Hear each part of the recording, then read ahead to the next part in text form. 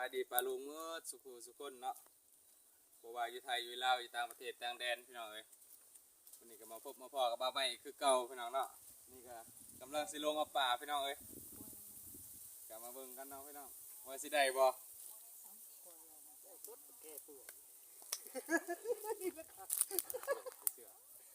เสือไม่เคยกันไงนี่ไม่ลงน้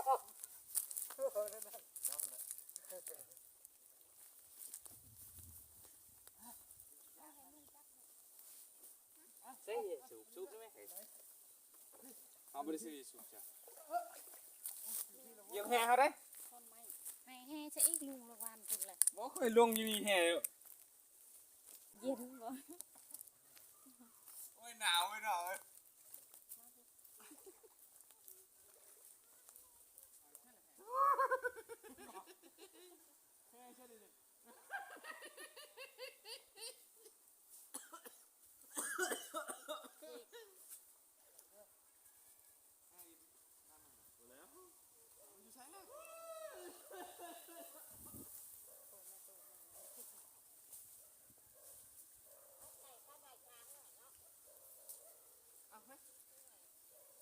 แห่กันอยู่ใช่ไหม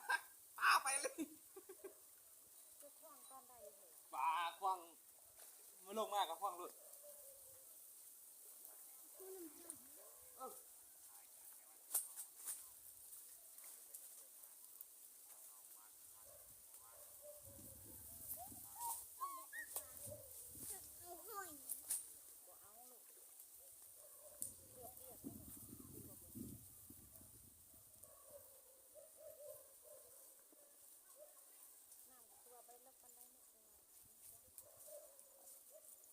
ป้าทศออนสวนลาวขนาดเลยเนาะเอาสิมากินหมากอันนั้นซุปแบบยังละมุดหมักละมุดกับมันซุปโอ้ยไอ้สีกระต่ายเขาก็ชื่อมาปล่อยอะค่ะฮะมาสีกระต่ายเขาชื่อมาปล่อยชื่อเราอยู่ที่การพัดอยู่มาปล่อยเจ้าคือว่าให้เจตูนเอามาให้เจ้าซื้อในเสียขากระต่ายชื่อในบ้านเขาเยอะเขามาขายมาปล่อยที่การอยู่เลยมดกระไรมดกระไรมดกระไรมดกระไรมดกระไรมดกระไรหาว่าเป็นที่ไหนที่รู้อาคุณรู้กระต่ายก็จะเห็นสมุนถ้าเขาเอามันมาให้จะเห็นสมุนนี่ก็สั่ง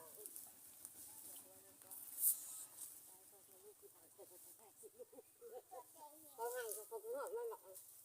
คนมันเป็นบ้าหลักจะเป็นกระต่ายใครอย่างนะมันก็ยังมกเลยกระต่ายเลยขายอันนกงั้นอย่างเงี้ยมือวานก้นพังบอกก้นพังอ่ะตีนเนี่ยมันจังน้ำอะไรพี่เสื้อผ้าเพื่อนที่เปียกพอนะนั่งพี่นี่มันเอากระต่ายเฮ้ยยักษ์ไปซื้อมาปล่อยซื้อมาปล่อยยักษ์ไปซื้อมาจุดนึงซื้อบ่อยวะบ่เขาปลูกแกก็ได้แม่เอาจังเลยเอาออกเขาปลูกไม่ได้เขาไม่ใช่เลยเขาปลูกกระต่ายไม่ได้เขาบอกเอาในน้องเอากับนี้เขาปลูกกระต่ายซื้อมาปล่อยให้มันกินปลูกปลูกกลางเลิกกับบุญเนี่ยลูกเอ้ยไม่เขาเปิดเอาหมวกใส่น้ำเอ้ยจับขาเลยนะ จับอะไรไม่รู้ จับขาจับกลางนะ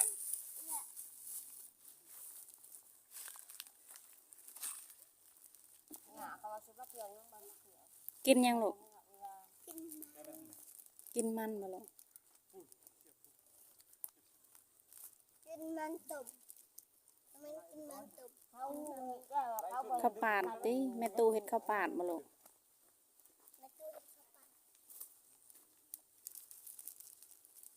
โม่ก็ซื้อเองกู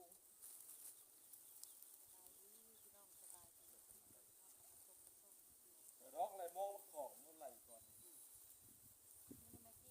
แล้วแต่ว่าว่าอย่างนั้นส่งเขาซื้อใช้ยิบอยู่โอ้พดไม่ไรพดไม่ไอ้ฟ้าถือก็ยังยังกันนะกองงงฮะก็ให้ก็เอาชักรักกับกองงงให้ช้างนั่นเนี่ยคือเหนือไหมฮะ เนี่ย ป่าเนาะ โป้งงุ่มมาโป้งงุ่มมาลูกอันนี้มันน้อยเขาเอามือเกยไงเขาเอาก็เมื่อหันจะค้างพอกันนะ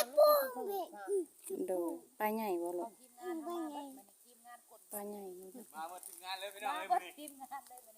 เปลี่ยนบรรยากาศสถานที่เนาะมาเห็นแล้วก็โอ้โหสุดยอดเลยน้องปลาแม่ แบบนำเป็นหมากเขาเลือกแบบเหนือ สวัสดีพี่น้องเนาะสวัสดีพี่น้องมาหมดทีมงานพี่น้องเลยวันนี้ เล็ก พูด ไหม กล้องกับมาเก็บ สบายดีพี่น้อง มุกสบายดีมุก มุกสบายดีนะลูก โอ้เก่งจะร้านก่อนคุณนะสบายดีเป็นกำแพงเนาะพี่น้องแม่เป็นกินข้าวน้ำเหมือนพี่น้อง สบายดีปลาทูเอฟซี หัวห้าวัน เก็บไว้แม่ลูกถุงยางค่ะ เพื่อนเป็นเตลิดเป็นพุ่งอยู่สูง เก็บไว้ถุงยางค่ะลูก กินข้าวกินน้ำแล้วเป็นเย็นปลาน้อยกินปลาน้อยมีแต่กากเป็นว่าจะเอาปลาแม่เป็นว่าเอาปลาอยู่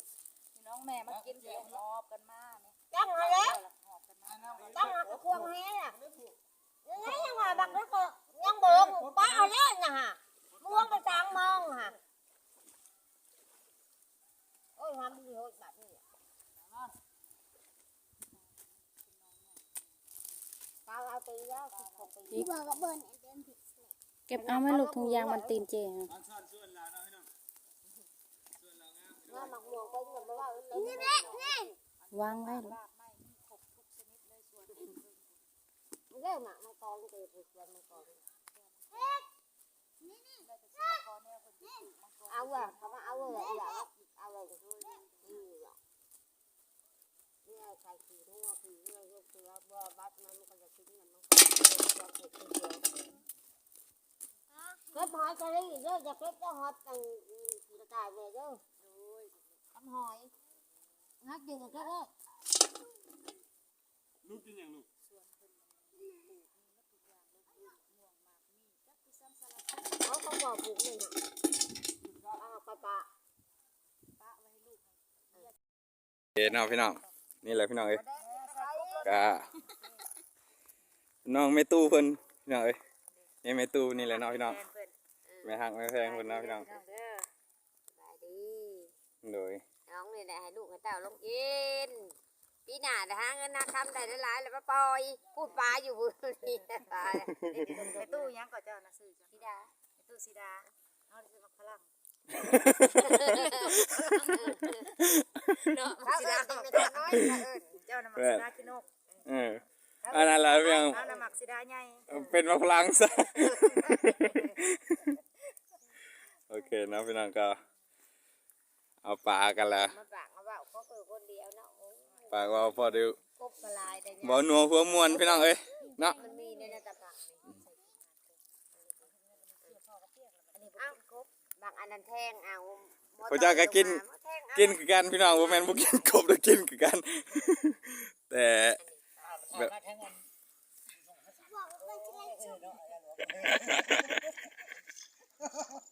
กองสั่น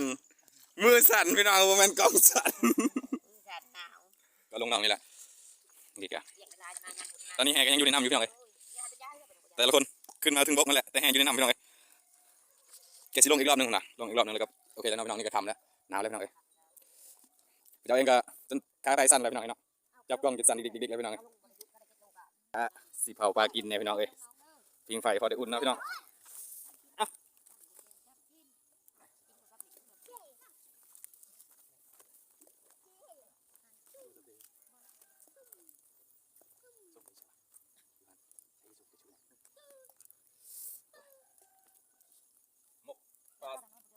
คิดเอาไฟเนี่ยพี่น้องจะได้แซ่บเนาะกินขาน่องเลยนะนึกขึ้นมาแล้วก็จับเผาเลยเนาะพี่น้องแซ่บมีกินเอาไฟติดแน่จังหน่อยถ้าผู้ใดกินมันแบบเมาๆเนี่ยก็เราข้าวใส่หน่อยเนาะ เขาอยู่หน้าเขาอยู่ทำอย่าง เป็นตากันบ่คือเนาะลูกน้องกันพี่นะน้าเราน้าเราก็สิลูกน้องผู้ใดอีกไหมเนาะเสื้อพ่อกับเปียกมืดลูกเลย หน้าดงเขา ก็ไปถอดเสื้อลูกก้อนนี่ถอดตัวเปียกนี่เอากัน หม้อนี้จ้ากันผูกยางเนี่ยเอาหัวผูกยาง บ่ให้ฮะจ้ากับเปียกจ้ากับน้ำเลยลูก เอา บิกแล้วมันอันนั้นก็เอาเกินโทษเอามันมาลายขึ้นมาลาย เอ้ายังนี่ต้องสั้นคุณวะไปขอพูแล้วเอาไปต้องเบิกมันเอาเปลืองมันลายเอาไปกินข้าวเอาไปกินข้าวเอามาแรกเอาไปทำไม่ต้องเห็นบัญญัตินั่นเองทานได้ลูก ไปละพบใช่ไหมเอาเลยเกินในขนาดนั้น เขาได้เขาไปอีก โอ้ ตีแล้วกลายเป็นเขาแล้วมันเป็นชั่วโมงเลยแม่ตัวเลยเอาติดไป นั่นแหละพอบอกแม่บอกได้ลูกบุฟังพ่อแม่ว่าเจ้าลูกขนาดซื้อผ้าไม่ได้มาแล้วน้ำบ่น้ำอะไรลงนะถูกอ่ะ ทำอีกก็นี่อีกเอาแล้วลูกคุณมีเชื่อเขาไปส่งเกี่ยวกับน้ำคนไหนได้ตัวเลยหนักตัวลูกเป็นใครเจ๊กับพ่อพาไปหาไหนขึ้นไหมคุณดูทิ้งใครคุณทิ้งใครแล้วทิ้งใครคนนี้มาได้แล้ว จิกเอาไม่ต้องให้ไปหลุกไป อันนี้ดึงอะไรไปต้อง ก็เป็นดึงนี่แหละ ปิ้งเข้าไปนี่แหละกระบูเจ็บถ้าเราไป ว่าทำเนี่ยเอาขึ้นมาพอดีเลยแน่มึงแน่โอ้โหได้ ก็จะเห็ดยังนี่เหรอ มันมีเกลือ ว่าปลาให้ลูกนะ มันขึ้นมันขึ้น น้ำนี่มันจะอุ่นลูกไอ้มุกมาไหม มาดูดูนี่แหละ มีไปกับมีแต่เขา3 คนนี่วะ เอาไปเหยียบให้หลุดก็มาแล้วคอยไปดูนะไปได้แล้วย่างยกมาลงตีปลาเป็นโดนกันเขาโคปลาโตเลยแบบนี้แล้วแทงได้ตายจากไหน แม่นบ่พี่น้องไอ้น้ำบนว่าน้าเราไปสิลงมึงล่ะเอ้ากระจังว่าแล้วก็มีกันผู้ชายก็มีกัน3 คนนี่น้องพี่น้องนะ ใช่ค่อยบ่ลงกระพอนบ่กระแม่บ่ลงนะแม่สิดาแม่ขับพลัง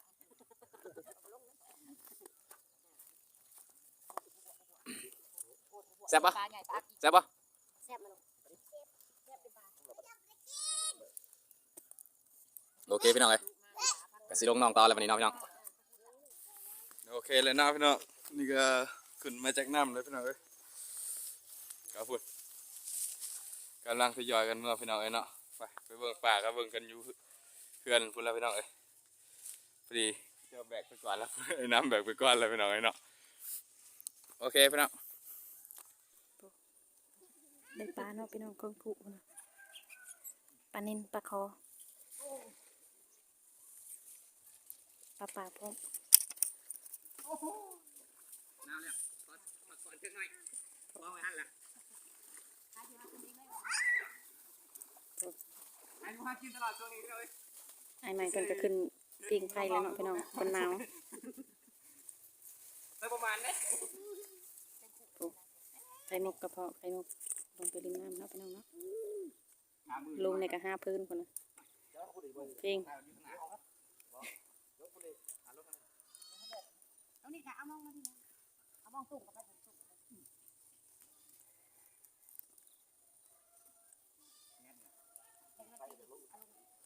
เอาลงแล้วต้องพันบาทป้าต้องพันบาทหน้าทุกปีหน้าเอาลง ทุก เอ คน อ นั่ง มา ซะ ลงรถหน้าเลยจังไหนนะยัดแดกมากินมาเอามากิน หนาวบ่เฮ้ย น้าเต้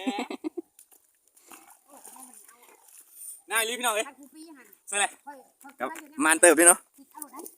โอเค อยู่อ่างงานอยู่กัน โอเคอยู่เนาะพี่น้องนี่แหละเนาะพี่น้องนี่ก็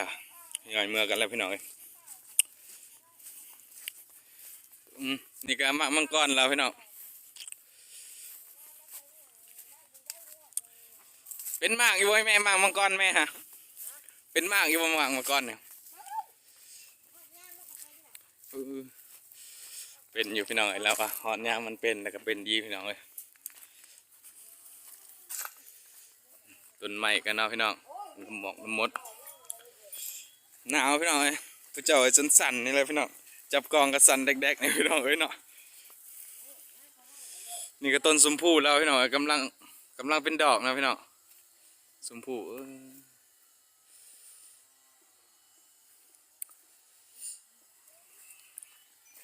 นะพี่น้องนี่เลยพี่น้องก็ได้หลายเติบเลยเบิ้งแน่พี่นี่พี่น้องเนาะได้หลายเติบอยู่พี่น้องเอ้ย เอาไปเอาน้ำแดดนี่ก็คือนี่ก็ได้ นะพี่น้อง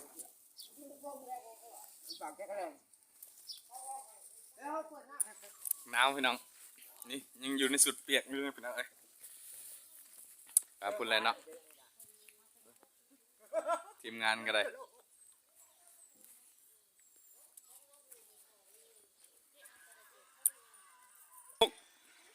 น้ำบ่ลูกไม่หยังตัวไม่หยังเนี่ย โตมา ตัวหมา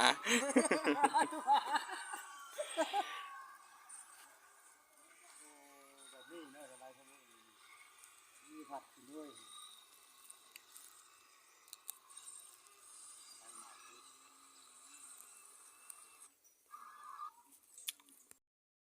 ไม่หยังเลยวิให้แม่มันคือมากล้วย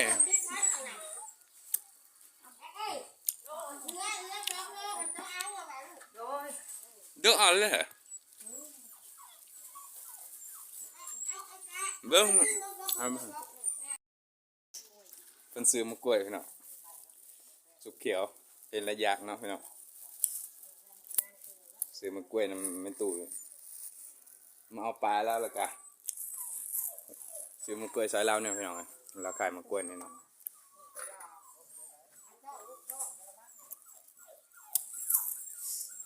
โอเคแล้วนะพี่น้องกลับไปพบไปพอกันอยู่พุ่นอะไรอยู่